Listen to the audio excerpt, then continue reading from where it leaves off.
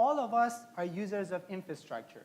Is there anybody in this room who could claim that they don't rely on roads and streets, bridges, sidewalks, or buildings in their daily lives, say for going to work or for sending their kids to school? However, we all have experienced that unpleasant ride on a bumpy road or bridge with huge cracks or potholes. But have you ever hit the same pothole on the way to work every day and wished you could just press a magic button and make it disappear? Wouldn't it be great? That's what my research is about. But before that, how big is this problem? Well, crumbling US infrastructure is a popular talking point in political campaigns and the news. But did you actually know that in our 100 largest cities alone, there are more deficient bridges than there are McDonald's restaurants in the entire country? And that one of these deficient bridges actually collapsed in 2007, killing 13 and injuring 145 people? Fortunately, bridge and building collapses are rare, but things that can cause collapse, like cracks and corrosion, are everywhere. However, there simply is not enough money to cover everywhere in the cities with sensors or to send thousands of inspectors to inspect everything.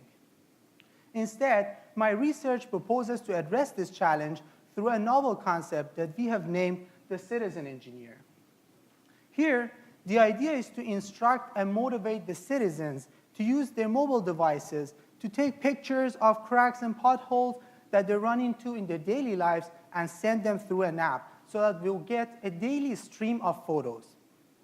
But photos alone are not enough. What we need to do is to detect those defects in the photos and then rate them just like a professional inspector does. And that requires engineering expertise. For that, I am building a computer model that can mimic human inspectors. We do that just like a smartphone camera detects faces in a scene and draws a little frame around each face. That's based on extracting patterns and proportions in a database of thousands of photos of faces. I am using a database of thousands of photos of defects to build similar object recognition models that can detect potholes and cracks instead of photos. This way, our system has two main components: a network of human sensors and an artificial intelligence module that essentially encapsulates that engineering domain knowledge.